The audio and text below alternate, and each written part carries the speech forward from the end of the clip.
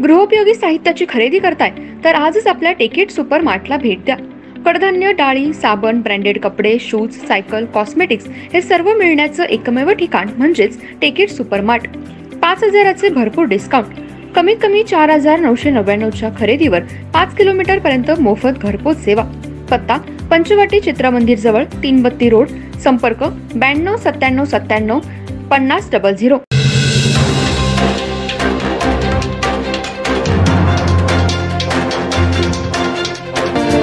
नमस्कार, मी तेजस्विनी मगदूम। एम मराठी मध्ये आपल्या सर्वांचं स्वागत आहे। पाहूया ठळक घडामोडी।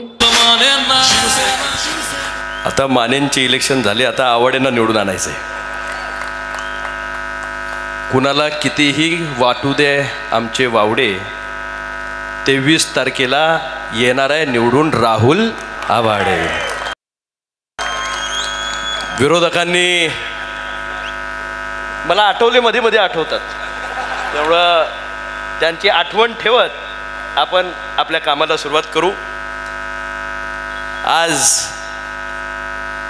या संध्याकाळी 5 वाजता सुरू झालेल्या मेळाव्याला रात्रीचे आता 9:30 वाजताला आले आणि आपण सर्वजण इतक्या मोठ्या संख्येने इथं उपस्थित आहात।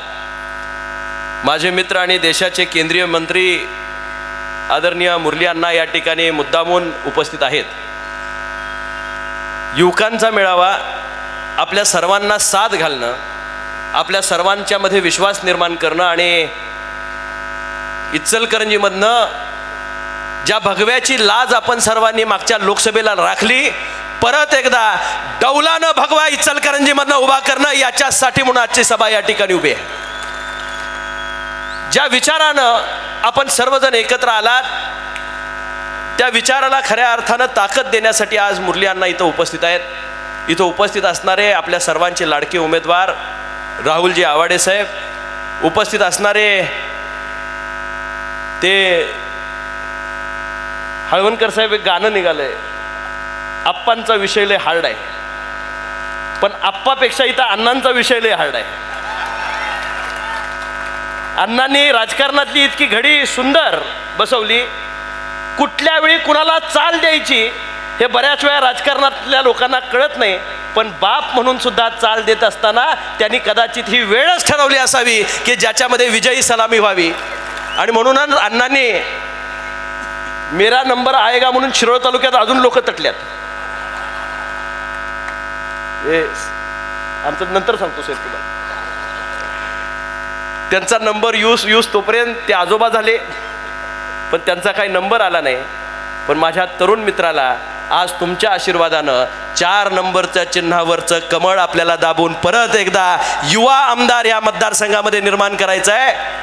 मला या मतदारसंघातील आम जनतेला मी फार वेळ भाषण करणार नाही, कारण उपाशी पोटी बराच वेळ आपण या ठिकाणी बसलेला आहात आणि बराच वेळ झाला आपल्या सगळ्यांची सभेमध्ये या ठिकाणी काम सुरू आहे। विरोधक काय प्रचार करतात याच्याकडे या ठिकाणी प्रयत्न करू नका। विषारी प्रचार त्यांचा काहीतरी चालू असतो, लबाड कट्ट्यावर बसायचं आणि सागर मंथन करायचं। सागर मंथन झाल्यावर अमृत सुद्धा यायचं अण्णा, पण नुसतं विषच यायला लागलं। मी आपल्याला मुद्दामून या ठिकाणी सांगेन, विषारी प्रचाराला, जातीवादाला अजिबात बळी पडू नका।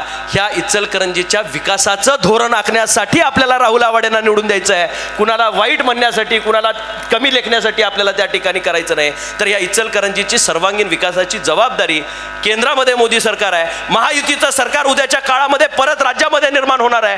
आज आपल्या निमित्तानं इचलकरंजीचा आमदार निवडत असताना, मागं हळवणकर साहेब इचलकरंजीमधनं भाजपचे आमदार होते, 10 वर्ष त्यांनी इचलकरंजीमधनं भाजपचं नेतृत्व केलं।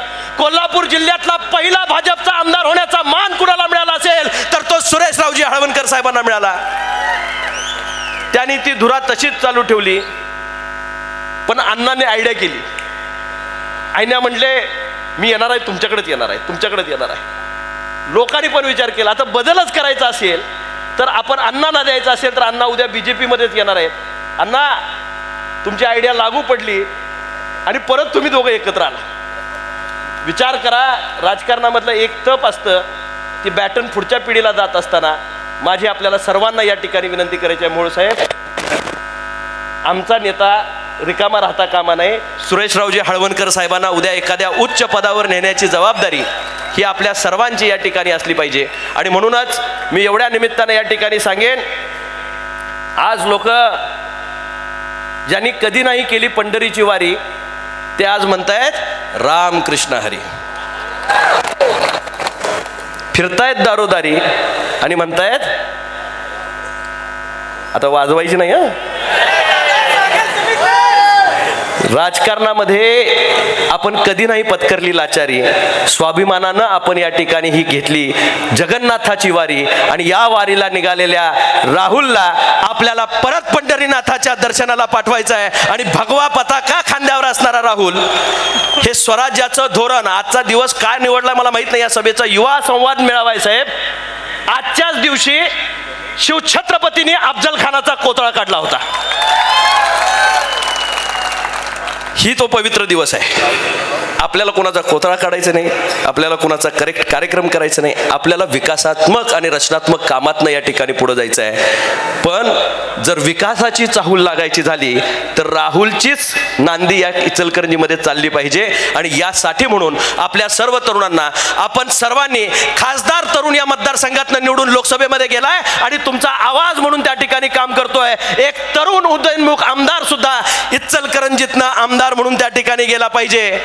एक तरुणांची वेगळी शक्ती इचलकरंजीची तिथं दुमदुमली पाहिजे. याच्यासाठी म्हणून आपण हे व्रत हातामध्ये घ्यावं. आपण मला खूप कमी वेळेमध्ये खासदार केलं आणि काम करण्याची संधी दिली. पुढच्या काळामध्ये मी आणि राहुल दोघंही आपली उतराई होण्याचं काम निश्चितपणे येणाऱ्या काळामध्ये निश्चितपणे करू.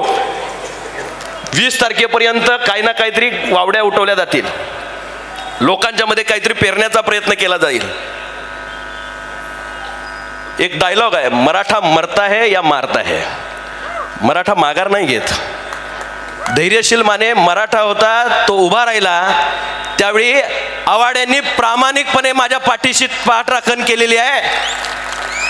गद्दारी करणं आमच्याकडे नाही. आम्ही सातत्यानं इमानदार राहिलोय. ते लोकांशी आम्हाला गद्दार म्हणून हिणवण्याचा प्रयत्न केला, आम्ही त्या भगव्याशी इमान राखलं, त्या पवित्र धनुष्यबाणाशी इमान राखलं, बाळासाहेब ठाकरेंच्या विचाराशी इमान राखलं आणि बाळासाहेबांचं पवित्र धनुष्यबाण त्यांच्या तावडीतनं सुटवलं. आणि मग आज खऱ्या अर्थानं हे धनुष्यबाण घराघरापर्यंत पोहोचवण्याचं काम आम्ही या ठिकाणी करतोय. त्याला कमळाची जोड आहे आणि योग्य वेळी योग्य निर्णय घ्यावा लागतो. त्यामुळं घड्याळ सुद्धा साथीला आहे. आपल्याला मला मनापासून विनंती करायची आहे, कुठल्याही प्रलोभनाला बळी पडू नका. सगळ्या ताकदीनिशी राहुल आज आपल्यामध्ये या ठिकाणी उभे आहेत. त्यांची ताकद म्हणजे तुम्ही सर्वजण आहात. इचलकरंजीच्या आम जनतेनं त्या ठिकाणी ठरवलंय की आपला आमदार राहुल आवाडेंनाच करायचं. मगाशी आतापर्यंत मी प्रकाश अण्णांना बोलताना नेता म्हणून बोलताना ऐकलंय, पण आज बाप म्हणून बोलताना ऐकलं. आणि एका बापानं आपल्या मुलासाठी घातलेली साध आहे. मी अण्णा मनापासून सांगेन, अनेक भाषणं मी तुमची ऐकली, तुमची विद्वत्ता मला माहिती आहे. पण आजचं जे तुमचं भाषण होतं ना, ते एका पुत्रासाठी नव्हतं, तर तुमच्या मुलामध्ये या ठिकाणी तुम्ही बदल घडवलाय आणि तो बदल इचलकरंजीला जाणवतोय. आणि म्हणून इचलकरंजीकर आज एका पॉझिटिव्ह भावनेतनं या ठिकाणी ह्या सगळ्या व्यवस्थेमध्ये या ठिकाणी आपले हात बळकट करण्यासाठी आहेत. परवा अमित दाजींची सभा झाली, अतिशय सुंदर सभा झाली साहेब. त्याच दिवशी जसा अण्णा आपल्या योगींची सभा झाली आणि इचलकरंजीचा निकाल त्याच दिवशी त्या ठिकाणी लागला होता. अमित शहांच्या सभेत ह्या इचलकरंजीचा निकाल स्पष्ट केलेला आहे. आता ते काही करू शकत नाहीत, वावड्या उठवू शकतात, पण वावड्या उठल्या तरी सुद्धा आपण काळजी करायचं काय नाही, आपलं नाणं खणखणीत आहे. त्यामुळे या नाण्याला चालवण्याचं काम आपण करावं एवढी कळकळीची विनंती करतो आणि आपली रजा घेतो. जय हिंद, जय महाराष्ट्र. साहेब, यानंतर लोकप्रतिनिधी सर्व समावेशकाला तुमच्या समस्याची जाण असावी